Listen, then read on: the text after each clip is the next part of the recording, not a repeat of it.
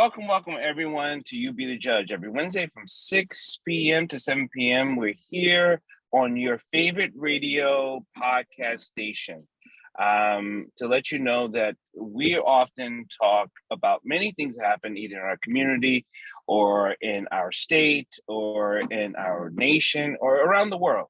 So we don't leave any topics out. And I just like to say thank you for my two lovely co-hosts, Marylin, Pierre, and Judge Claudia, Barber. It's just, I know if people can't tell, I am driving, even though it looks like Marylin said, like I'm in a space age car. But I am driving, and there is a storm here. So is Judge Claudia Barber on? Not yet. But so how was your week been, Marylin? Let's get to that first. My week was fine. I've been exhausted these past couple of days, but now it looks like I'm starting to get back to my old self. What about you? How was your week? My week is fine. I just thought I blew a tire. So I don't know if it would have been fine. So hold on.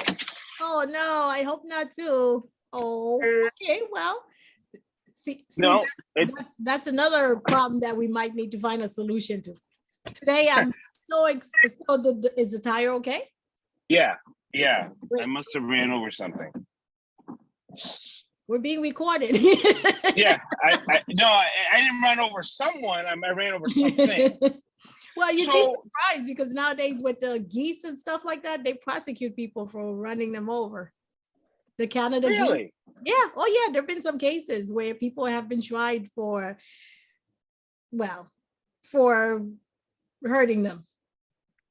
So, this week is about solutions. And Marylin, you kind of mentioned before that we talk, because you know what it is, when we got our thumbprint on the pulse of things that's going on with the different groups that we're in, we hear a lot of things and we like to share those things with people, like things that happen in our state, things that happen across the country, things that happen. So we end up talking about those things.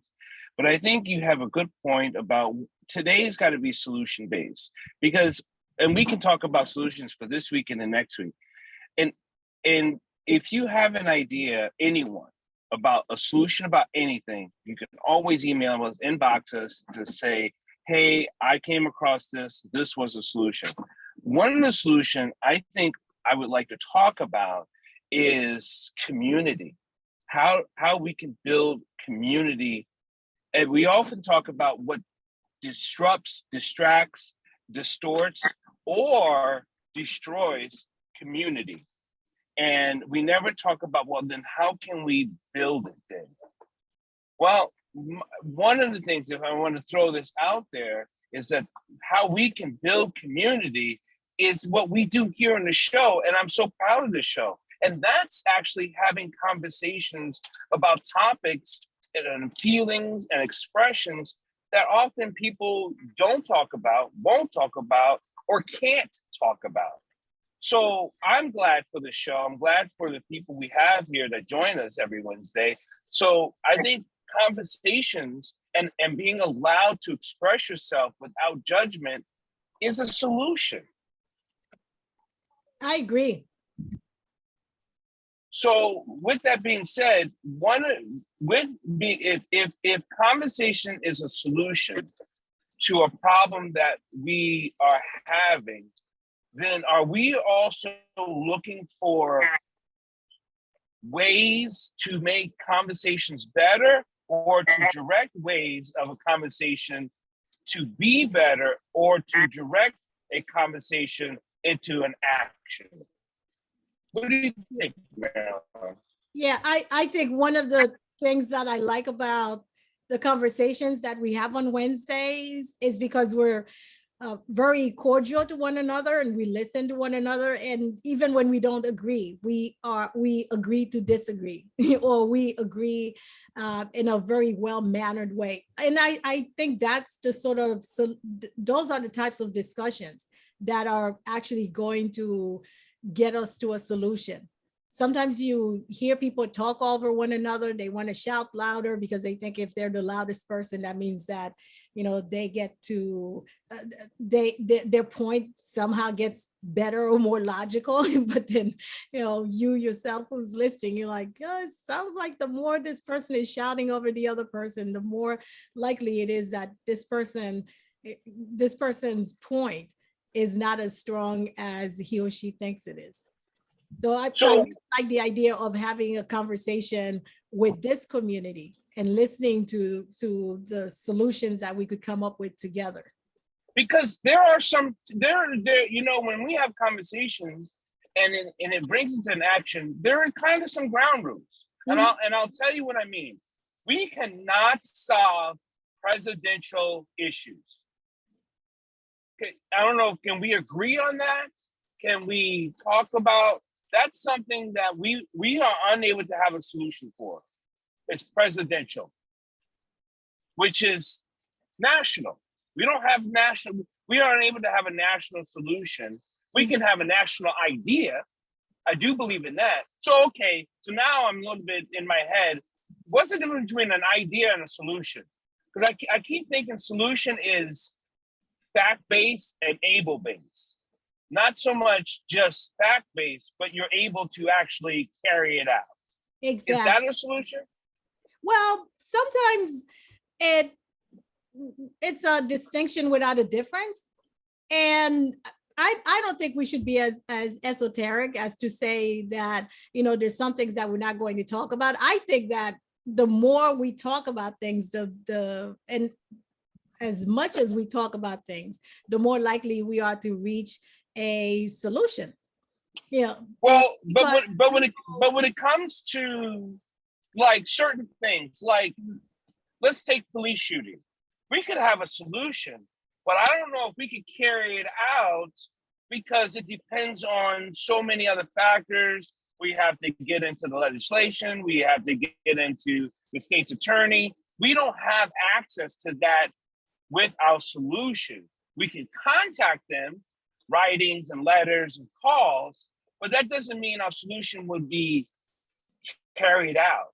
Does that make sense? Hey, Judge Claudia Barber. Hey, Judge Barber, how are you? Yeah, I think first we've got to come up with the solution. I think all of that comes later. You come up with a solution, you work out whatever kinks need to be worked out among whatever group you're working it out in, and then you present it to whatever powers that be who might be able to do something about it.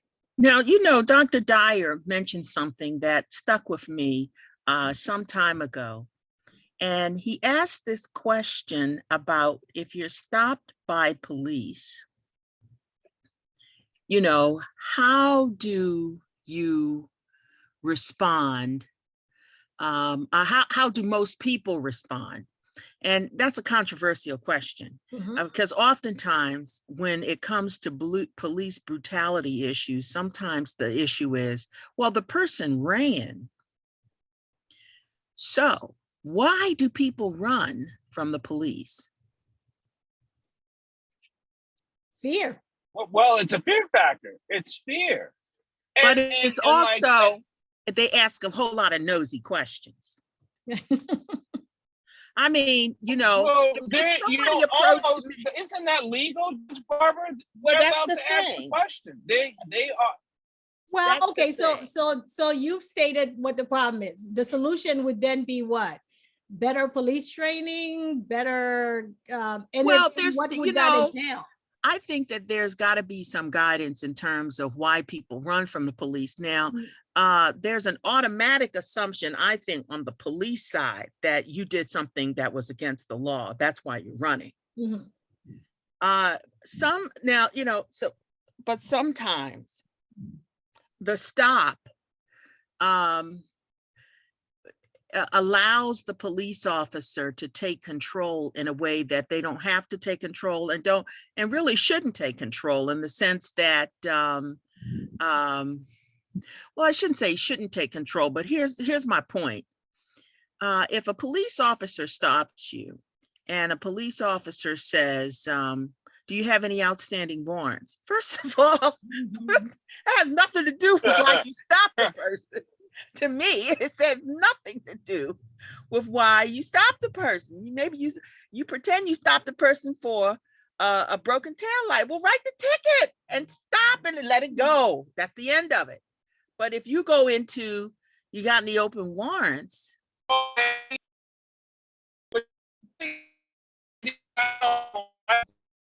Oh, Dr. Dyer, you're breaking up. Yeah, you're breaking up. When you get to a better Is this spot. better?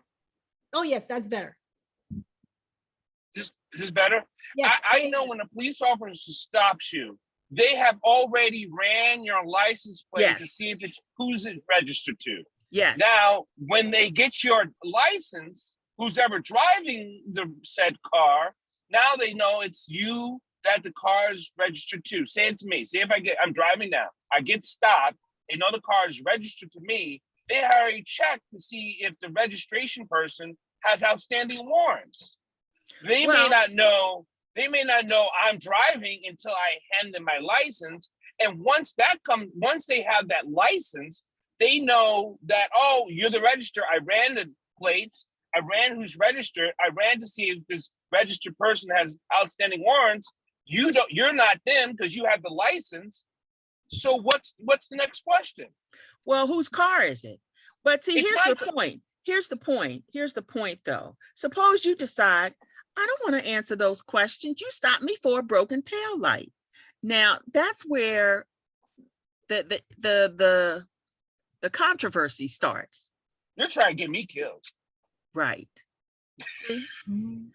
See, that's where the controversy starts. The controversy starts by police officers asking a lot of nosy questions.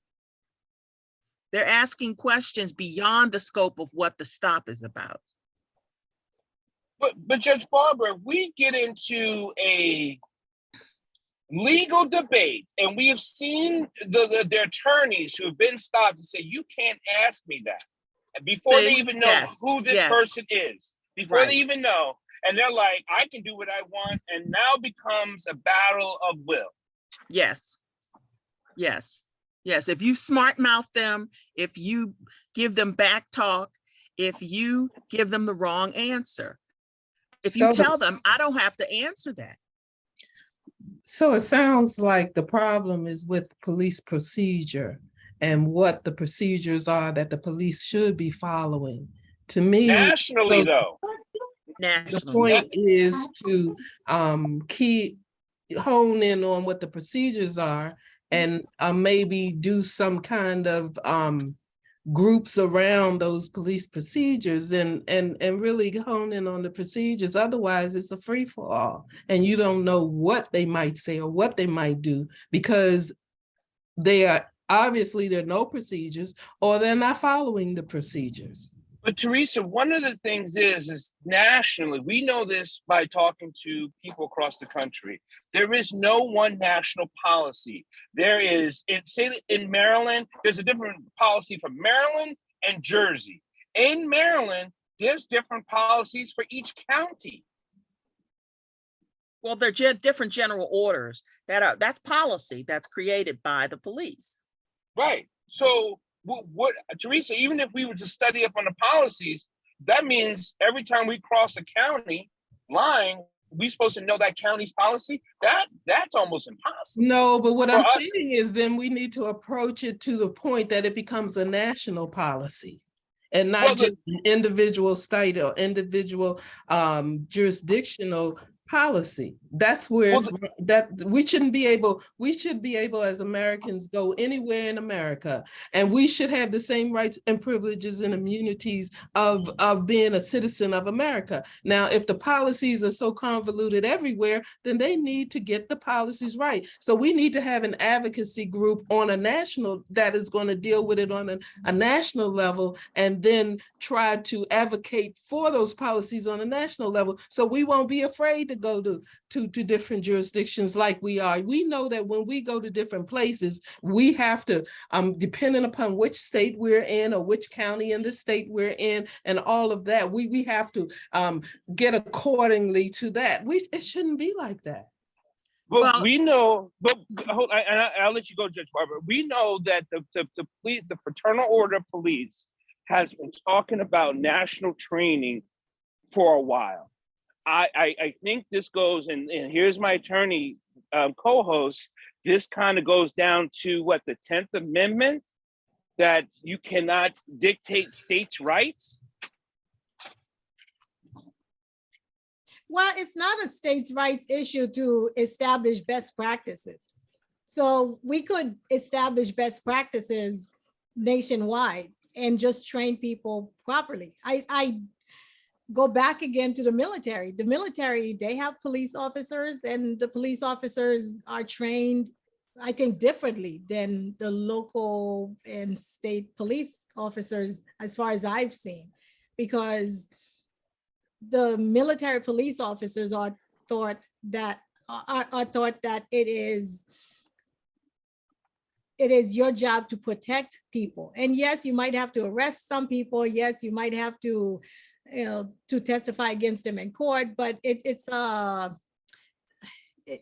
assumed that this person is going to be treated with some amount of respect. They don't come up to your car when they stop you and just shout, as some police officers do. And if they did, you could report it to their commander, and their commander is going to address it with them so that it won't happen again.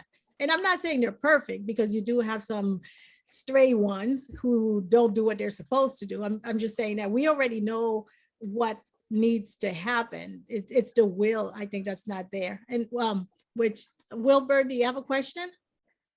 Or do Yes, you want to or say something? Go ahead. I'm going to have a question about a specific remedy. Mhm. As follows.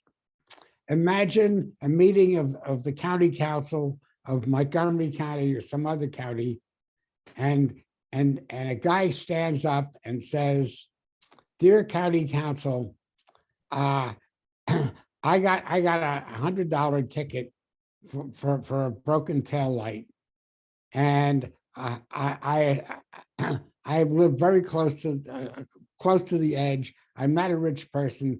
I ask you to deduct from the amount that you are going to give to the police department $100, $1,000, and the next 10 people who are going to talk to you tonight are also people who unfairly got a traffic ticket and a big fine, and they're all going to ask you to reduce to defund the police by an amount of $100,000. Now, is that an effective technique?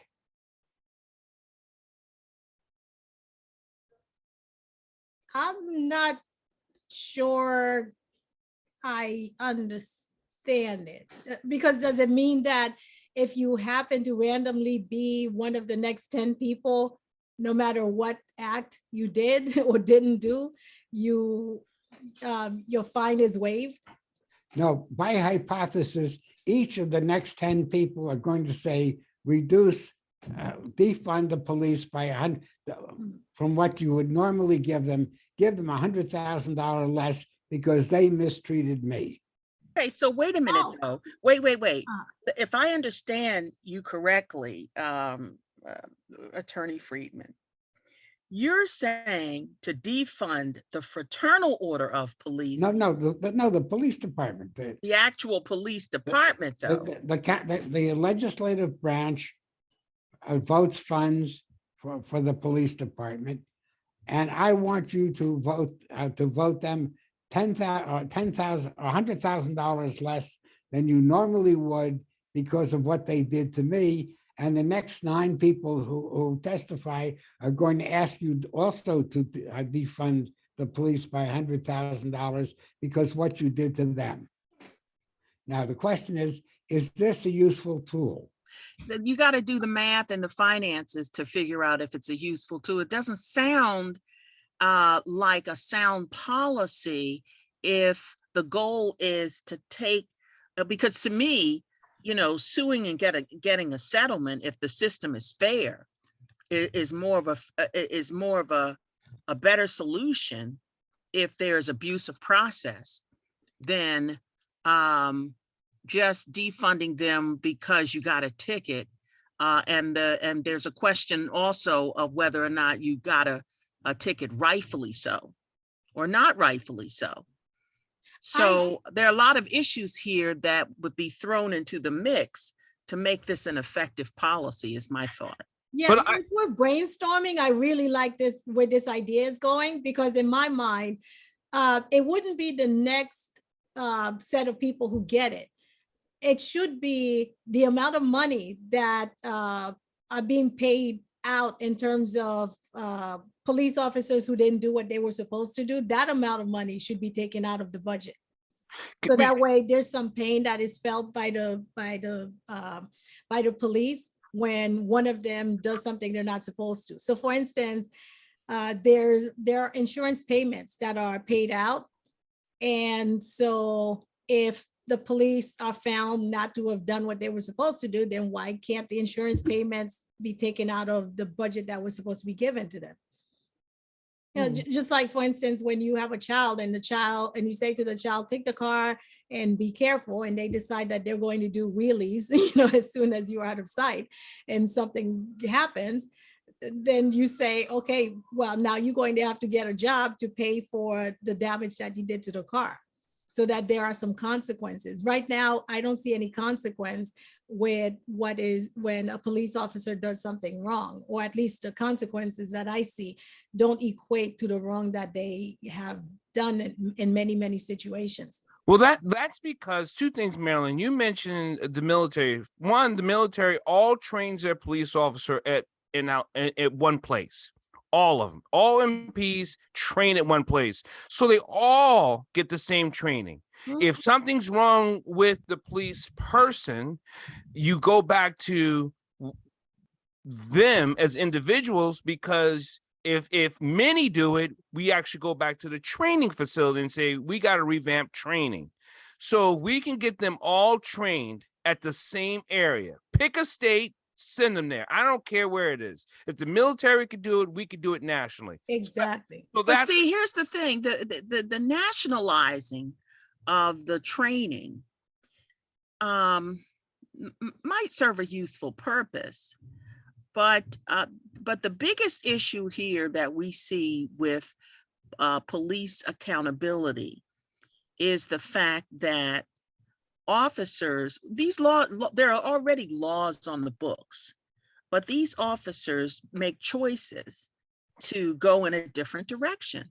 Right, but it's hard to prosecute a police person when the only way you can bring charges is to bring charges on the force. And you're never going to prosecute a police station or a police unit. Like us in Maryland, Montgomery County, you're not going to sue Montgomery County Police. And also, it's not going to happen. Their defense is always, well, but that's what the manual says. That's the way I was trained. Right. And so you do have to go back to that. Before we go further down the line, I told Evangelist Minor that she would get a chance to speak soon because she wanted to say something. Sure. Evangelist Minor? You're on mute. You're on mute.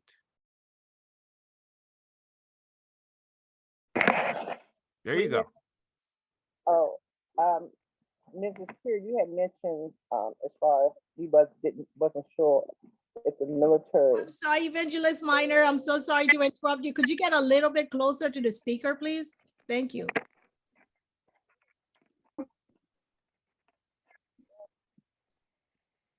Is this better? No, that's actually even worse. Oh, I've got closer. Okay. Yeah, I know, but it seems okay. Well, we're trying. Let's see. Go ahead. Okay, you had mentioned as far as the military police training and the police training. Myself, I don't know about the police training, but as far as the military training, I was, for those who doesn't know, I was in the military, DC Army National Guard, and I know how, and assigned to military police battalion. I know how military police were trained, and I also know that their weapon is the last resort, and they utilize the buddy system, and the buddy system, it helped a lot because a lot of times you're dealing with people that's, you know, their frame of mind, or they could have some mental disorder. Whereas with, you have two officers, one may be able to talk to the officer before the other officer just suddenly firing their weapon. And also, T. Jakes says, your trouble is your treasure. You don't run from your treasure. And I thought of the fellow who was shot a couple of weeks ago, Kevin Shird. I don't know all that was in detail, and I don't know. I didn't hear anything on the news of him being charged with anything that took place. But yet and still, this young man knew that he had been incarcerated for 10 years. And I'm saying he's probably said in his mind, you know, I'm gonna run because I don't want to go back to jail.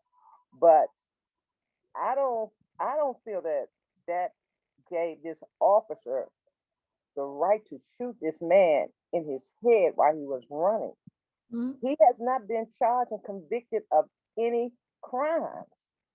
And for this officer to shoot this man in the back of his head while he's running, that's wrong. That's wrong. And I do have to give. I want to answer a question about the shooting, not just this particular shooting, but how police officers across the board are trained when they pull their weapon. Okay, then Judge Barber had mentioned, it's a form of fear while people run. And Yeah. in young man's case, I honestly believe it was fear was the reason that he ran. Okay, so we can never understand why a person runs, but we do know it's fear, and we don't understand why a particular officer, certain officers, will pull their weapon. But we do know nationally, this is one thing they are taught. This is one strict rule they are taught everywhere in a police office. If you pull your weapon, you have to pull it with the intent to put them down, not to wound them, not to stop them from just running. You have to shoot to kill. They're easier to protect them as a police officer if you kill them and if you wound them.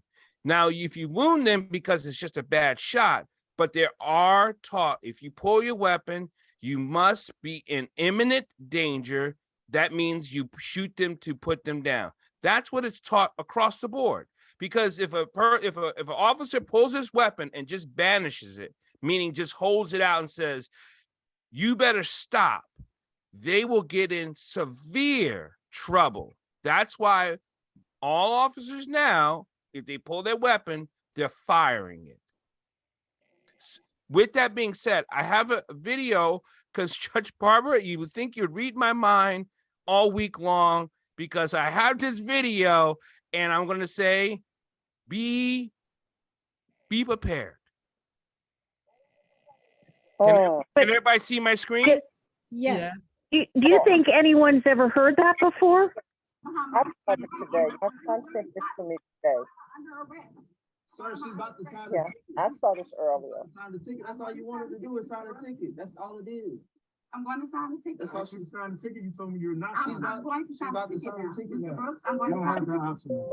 Why don't I have the option? Because I Mr. gave Brooks? you two options. She was asking for your Mr. badge Brooks, number I'm at first. asking for your badge number, and I wasn't clear on why you wanted to. Sir, you don't have, sir, you do not have to hold her like that. Sir, you do not have to drag her like that.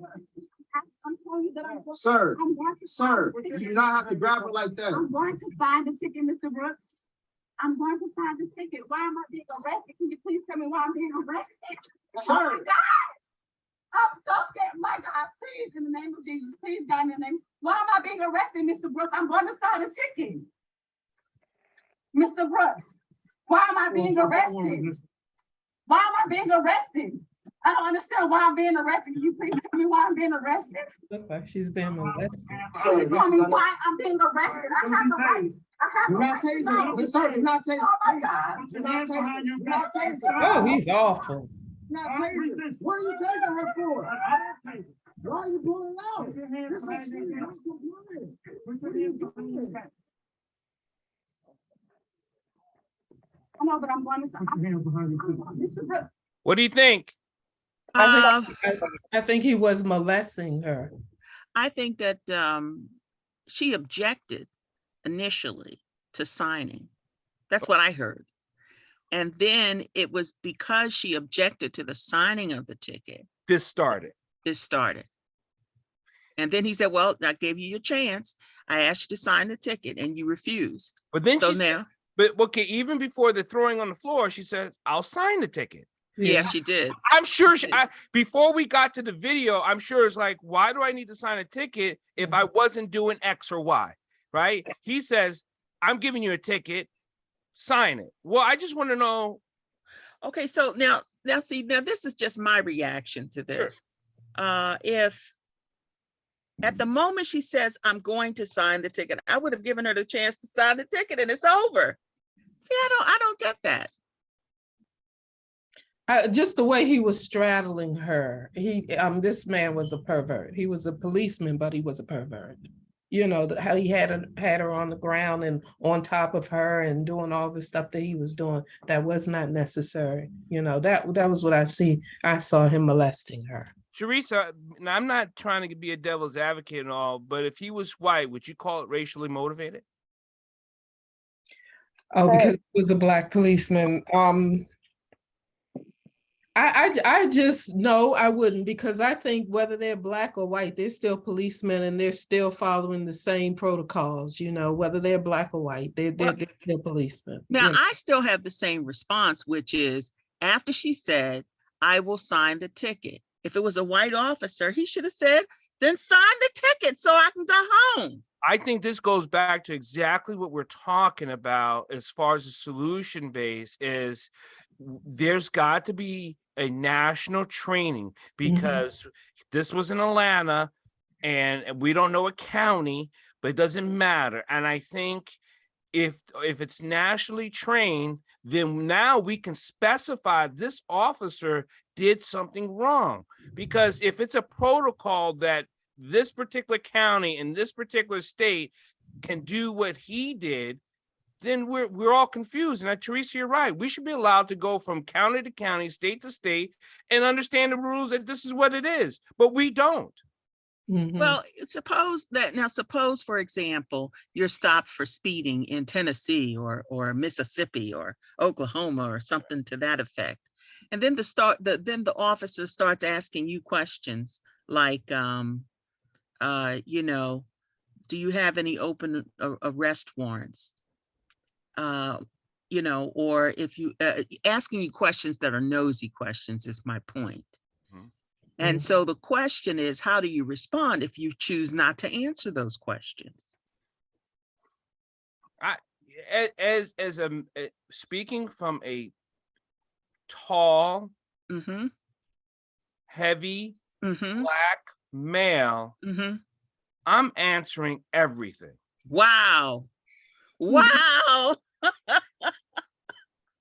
Suppose you tell him an answer that's not correct, like you had a pending speeding ticket and you said, I have no tickets pending.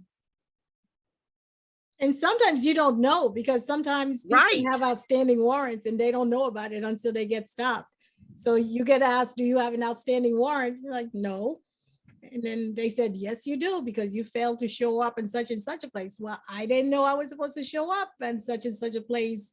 I'm actually thinking, instead of answering, it's either I'm going to answer, or I'm just going to say, handcuff me now and take me to the station. Whoa, wait a minute. And I'll tell you why, because I don't want to get into a battle of you answered me wrong, this and that. I'd rather just be in the midst of more people. And that goes back to what Evangelist Minor said, in the military, it's the buddy system. A lot of officers, they often pull you over when they're by themselves and they call for backup. And backup doesn't get there until there's a disturbance. And then now the backup that pulls in has to back up the officer, no matter what the case is. So if you already just go to the back of the car just take me down, because I'm not going to win this. I'm not winning. There's not a win or lose, but I don't want to die out here. And not only that, when you hear about these officers and what they've done, they can just go to another jurisdiction and be an officer all over again. There's no database that says that of what they did, you know, and I think that there needs to be a database and access to a database that put their names in there and let people know how they were a menace in one place, but yet to get to be a menace in another place. I think there needs to be something like that as well. But a lot of this, wasn't this covered in the George Floyd Act that never went anywhere, by the way? That hasn't been passed into law. And no chokeholds nationwide. And it won't get passed into law because this does answer that question, Judge Barber. So a solution to that is we have to keep writing our senators and legislative and all those stuff. But you're right about it does answer this question in the George Floyd case. In the case of my son, there was a woman deputy sheriff along with the male deputy sheriff, and all he said was he felt his life was in danger, so he fired and killed my son.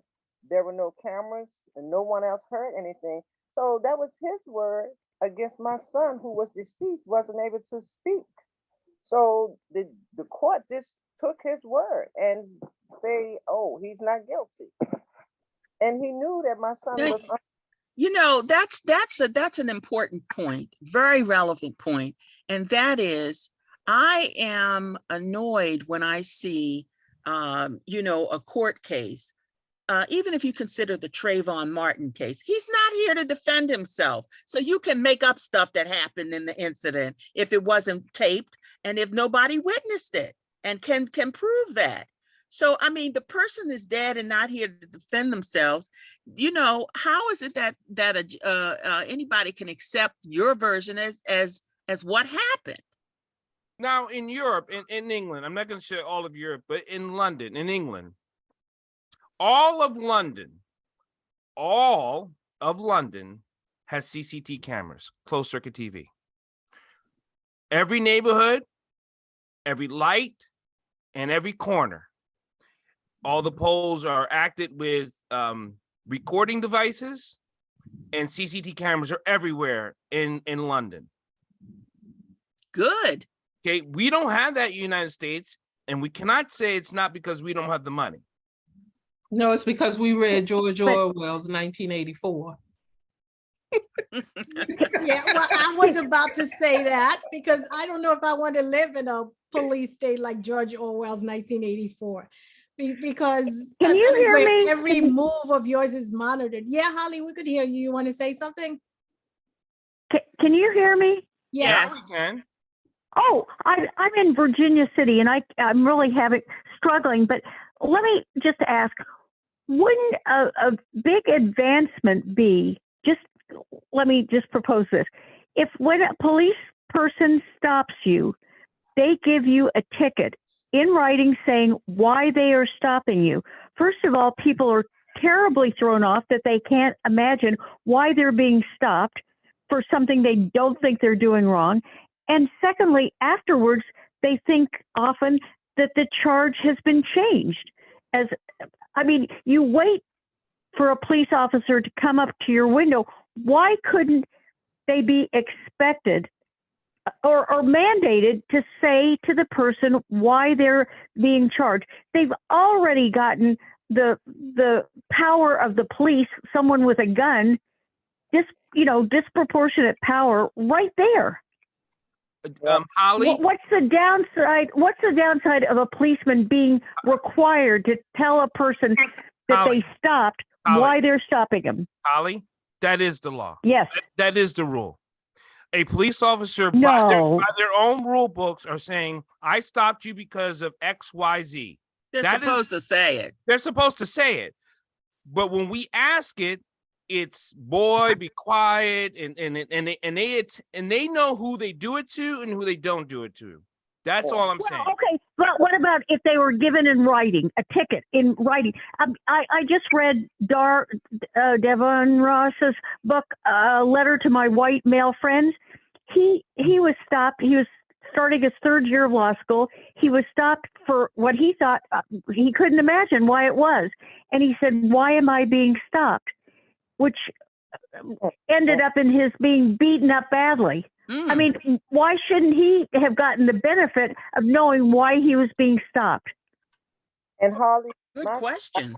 understanding and in the deposition, my son asked, why do I have to put my hand up? For what? I haven't committed no crime. I haven't done anything wrong. And he was only asking. Yeah, but isn't that proving my point? But Holly, you not really, because they are obligated to say it.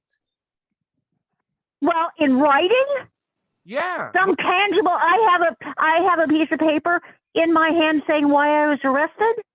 Yeah, absolutely. Not because, okay, first of all, a police officer doesn't arrest you, he detains you.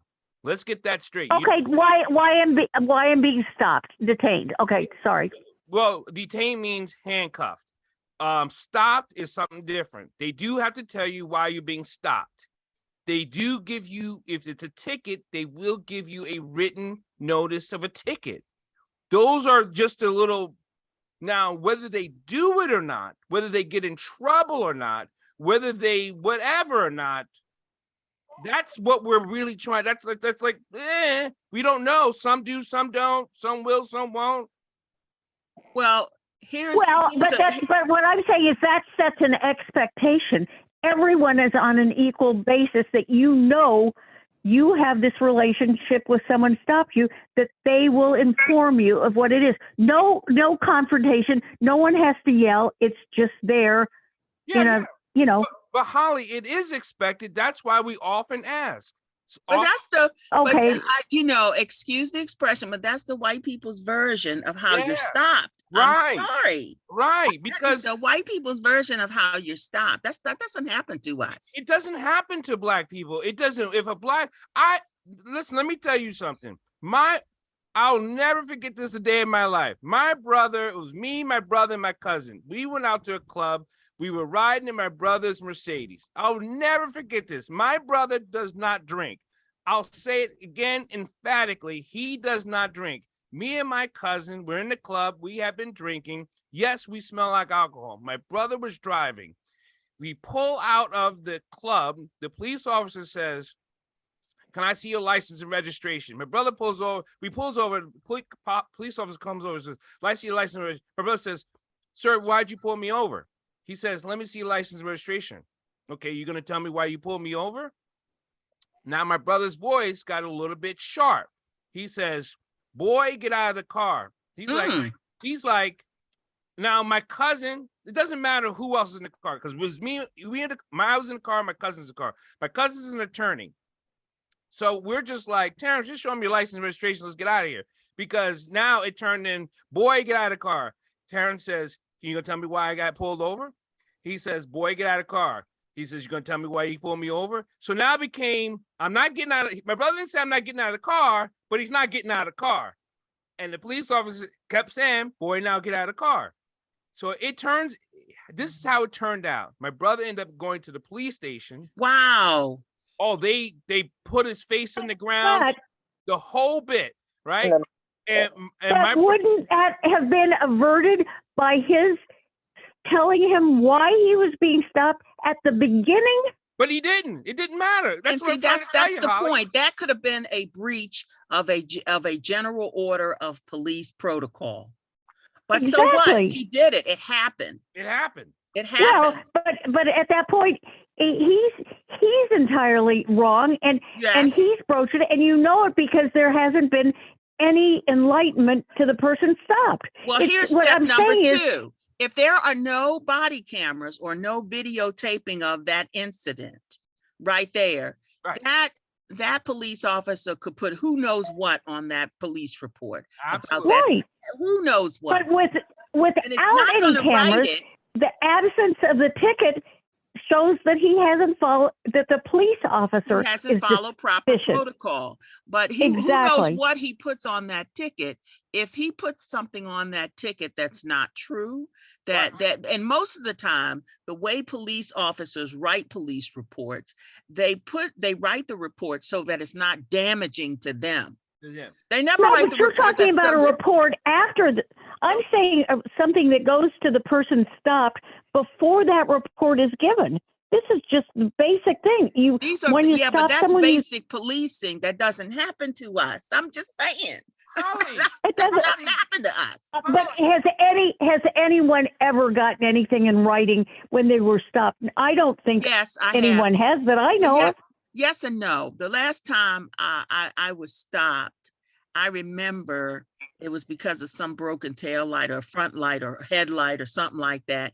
And then after he did all that, stopping me and rigmarole, he touched the light and it came on. And so he couldn't write a ticket. So, you know, Oh, wow. but yeah, but I mean, so I think either I'm trying to think, did he give me a warning ticket? And see, by the way, warning tickets go into the system though, so that if the next cop stops you, that warning ticket is going to be picked up. Yeah, and so I am aware that when you know, cops stop you, you do have a right, if the stop is wrong, to go to internal affairs. And what the Well, if biggest, you haven't had a heart attack and died right, before, right, exactly right. Yeah, but you know, you can challenge that. But see, then you have an internal system there. Many times they don't tell you the outcome, and you don't know what they did in that internal affairs system. You don't know if people looked at it and go, oh, this is just small potatoes, dismissed. You know, you don't know what that, but now if they violated protocol, see, that's where, if the system is working effectively, if they violated protocol, then that should have resulted in some type of disciplinary action against the police officer for violating a police order. Like if they don't turn on their body cameras, that could be a violation of a police order. Holly, did you know most police cars, if you hit we call the cherries, but you hit the lights, a camera automatically turns on in the car. Did you know that? Could you repeat that? Did you know You hit the when the police officer hits its lights, its top of its lights on its police car, a camera dash camera automatically turns on. Did you know that? A dash cam or body cam? A dash cam. This is before the body cams. They've had dash cams, but there's a camera that automatically turns on. But did you know a cop can pull you over without hitting its lights? No, but I'm still recovering from your first. Because the officer is supposed to kill someone if he pulls his gun. I mean, God, stop us from, you know, deaths, unnecessary deaths. I just can't get over it. I'm sorry. Because if a cop pulls behind you on certain roads and flashes his light at you, you will pull over. Right. True. That's you're going to wonder, what was this about, and pull over. So he doesn't have to turn his lights. So at those days, the camera would never come on and they would still get away with doing whatever they had to do. Uh-huh. There's always a way around it when people are going to do wrong, and there's very difficult ways to catch them. Our solution is, how do we catch people doing something wrong? We as citizens cannot. Well, yeah, that's I don't think you're getting my point, because I think this would obviate a lot of problems. I'm not talking about giving someone the ticket immediately. I'm saying giving them the notification on why they're being stopped. And we're saying that's already on the books. We're saying that is already on the books. The cops should tell you the reason why they stopped you. And we just heard that scenario from Dr. Dyer, where was it your brother or your cousin? My brother and my cousin, but my brother was the one who got pulled over. He was drunk. Yeah, okay. Is there anything in that story that indicates that he got some written notification on why he was stopped? But Holly, you're missing. They're supposed to get it anyway. Well, obviously they're not getting the message. They're not just doing it, Holly. It doesn't. You're on mute, Judge Barber. They're just not doing it. They got the message. They're just not doing it. That's all that is. And, you know, and that's consistent across the board in all jurisdictions. You will find people that's just not following protocol, period. The protocol could be, Well- you're supposed to tell people when you stop them, the reason why you stop them. And they'll turn around and write up a different report. Yeah. Yeah, what is amazing to me, I'm sorry. What is amazing to me is that they can kill somebody and go on administrative leave with pay, and that's a vacation. They get a free vacation, Amen. you know? Amen. You are so right. And it's wrong. Wow. You know? Mhm. And then I Well, go okay, back what are to- we going to do about it? What are we going to? Well, we have done some police reform, but you know, you also have to look at the judicial system too, because there's got to be reform there too. There are strong biases with judicial officers, judges, magistrate judges that will believe anything a police officer says, and you think that the citizens are getting justice from that? No way. Well, Holly, No way. here's one of those things, like and this is a solution-based day. Us writing, voting people in, so on and so on, is what we can do. That is the solution to that, right? But here's the thing: the lynching law, right? The Emmett Till lynching law just got passed, Wow. right? It's been on the books since the 60s. So you mean all these people you voted for, all these people that was in Congress, all these people that was in the representative didn't think about pushing this bill through because they didn't think it was a good bill? That's disturbing. We should be disturbed by that. That's Wait, I'm not sure I understand. You said it was already law. Did you not? no, it was been on the books to get passed as a law in the 60s. Oh, you mean it's being under consideration for years? But the lynching thing just got recently passed through, but it just got Passed, I see. in 2023. Yeah. So Now, wait. When you say it's got passed, it just passed the House and didn't get past the Senate? right. Oh, well, then that's not a law. Right, Yeah. but what I'm Okay. saying is this has been pushed since the 60s. So the people we keep writing letters to, the people we keep voting back in office, the people we keep changing, because everyone hasn't been the same since the 60s. You mean to tell me they don't think this lynching law should be passed? Right, that's a good point. That's a very good point. You know, it sounds like a common sense piece of legislation. And you know, it's almost like telling somebody, now don't you lynch them. Right. Really? You need a law for Yeah. that? I didn't know you needed a law for that. Yeah, we need a law. Or can I remind you, my favorite, the Equal Rights Amendment passed. Dr. Dyer, Well, the lady who died on Emmett Till, I think I saw something on the news. Are they trying to press charges against her now? Yeah, they are. So what? Okay. She's already lived her life. Yeah, so what? Oh, no, they declined. Oh, did they? It was in the news today that they declined to bring charges against her. Yeah, I mean, I said, so what? Why would you even try this now? Well, see, that's the other disadvantage and privilege.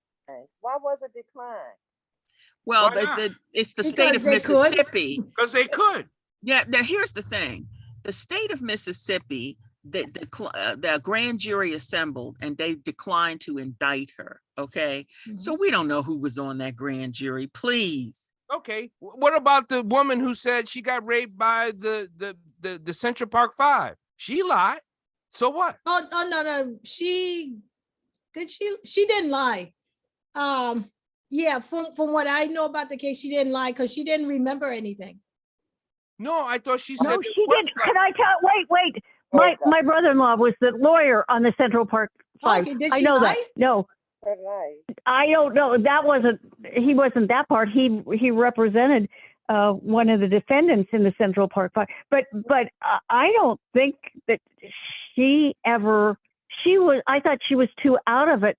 Yeah, Yeah, wasn't yeah, she? that's what I remember too. I thought that she was But too out of it to me You too. explain you anything. might be getting the incident confused with that I think that South Carolina woman who killed her children or drowned her children, and then she blamed it on a Black person. Was It that wasn't No, Cynthia no, no, no, Smith? no. The Central Park Five, she was so out of it that she didn't remember anything. So I don't That's think right. that, I mean, she could have testified that something happened to her and she was out of it, but I don't think she said these are the kids who did it. That one was strictly, I think, police and judicial misconduct, because the police were the ones who were Forced it. telling the kids all kinds of things, and they wouldn't let them speak to a Pressuring. lawyer or to their parents. And see, there have to be solutions to that and accountability for that type of action too. But it served, Where you're pressuring people into wrongful convictions. well, it served the purpose of demonizing young Black men. Yes, yes. Exactly. And that was exactly Well, what its about- intent. That's exactly right. Not fair. Yeah, wasn't it, did we talk about the Breonna Taylor thing that they said, they asserted that there hadn't been any, violation by the police until the third interview of one of the people Well, of many. well, that just shows you that it's the system is run amok, Mhm. and they're making fools out Yeah. of the system. They really are. Yeah. I mean, really, that's pushing for something that they were trying to get that they couldn't legitimately get, a defense, Yeah. Yeah. Now I know here's the thing. Here's a solution I have for you, and I don't know if this is possible, but I'm gonna tell you where it comes from.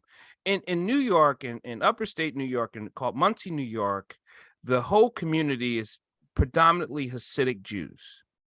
Has nothing to do with them being Jews, but there's Hasidic Jews. The Hasidic Jews, they have always had their own schools and they have their own hospitals, but they actually have their own emergency force, police force. They have their own fire department. Now, if something happens in this community of the Hasidic community, outside police officers don't respond because their own Hasidic force responds to them.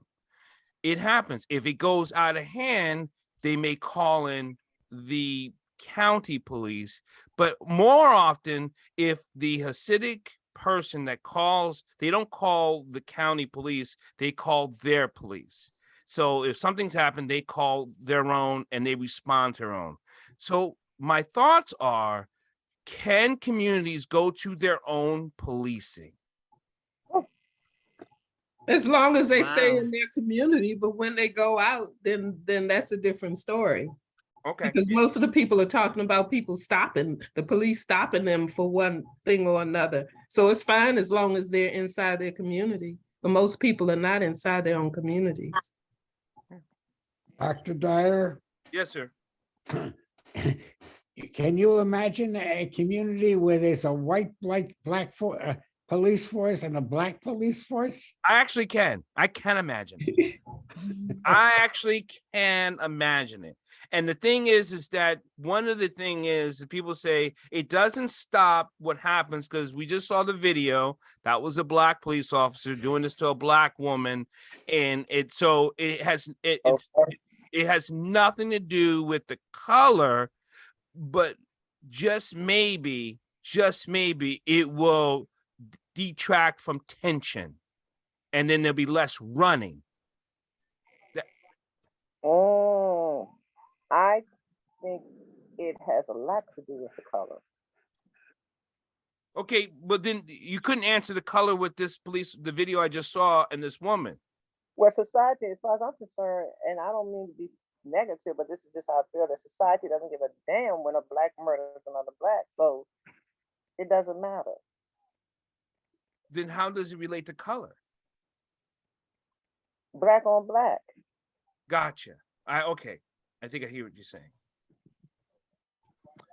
We're about ready to close up. Marylin, you've been pondering this whole time. What is it? Oh, no, I have been enjoying the conversation because I like the different angles that some of us seem to come at. And sometimes it's just nice to listen and ponder So- and take it in, as opposed to, just speaking without. What'd you get? Then what did you get? I learned a lot. I learned a lot. I think we should continue this conversation next week because I think that this is a very good conversation. It's And great. we- It's yeah, great when you talk exactly. about solutions, because you're Yes. not just, explaining problem. Mhm. You're saying, look, open the door. We need to analyze this and figure out, what options that we have. And especially in voting season, we want to present these options to people that are running for office so that they know what we want. Mhm. Right. Can I That say only makes something? sense. I just would like to bring this in as well. When we I'm were try- growing I'm up in trying to turn it off. in my household, African Americans looked at the police as threats. So they tried to, when we were growing up, like in 6 and 7 and 8 years old, they brought in Officer Friendly.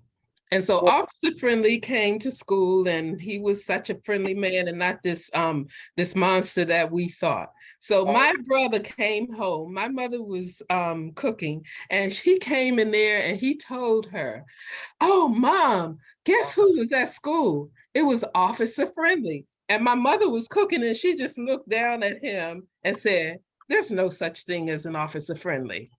And it just like blew, Oh. it just burst his bubble. Oh. That was what we were taught, because that was the way we had to defend ourselves, know what we were going to do when we were in the presence of a police. She just looked at him and he just had to walk dejected out of the kitchen because she said, "There's no such thing as an Officer Friendly." And she said it very calmly and went back to cooking, I have said this on other shows before, and we're about ready to close up, but we were taught in the Bronx never to run away from a fat cop because a fat cop will not chase you. Right. He will shoot you. Mhm. But actually, if that were so, then no one would want to be a police officer. And then also it leads to the saying that the only people who want to be police officers, I mean, the reason for being a police officer is you can carry a gun. I mean, the whole thing is just kind of wacko, isn't it? I actually think, like I said, I do know police officers, and I think a lot of us here know some police officers, and there are some good police officers. There are. There are It's some. true. There Very are some true. people out here who care for their community, who want to see it produce safety, who want to serve them in all of their capacity that they can. Just because it's more of a peace officer than it is a policing. And there are a lot of them. And I tell you, they do not get the credit they deserve because out of the few, Right. out of the hundreds of thousands of police officers, out of the few, there are some nasty ones. Mhm. And it is bad. It is bad. It is bad. We all seen Serpico, and if you haven't seen Serpico, you know that sometimes police officers are nasty to each other. They're killing each other because they don't want to get caught or turned on. It's just, but we're not. We can talk about that another time. I'd like to thank everyone who listening for You Be the Judge. We're here every Wednesday from 6 to 7. You can always catch the podcast later on iHeart and Apple Podcast Tunes. Just put in Bridges Live and You Be the Judge, and you'll I love my co-hosts, Judge Claudia Barber and Marylin, Pierre. We'd like to thank everyone, and please see you again next week at 6 p.m. Thank you. Thank you, everyone.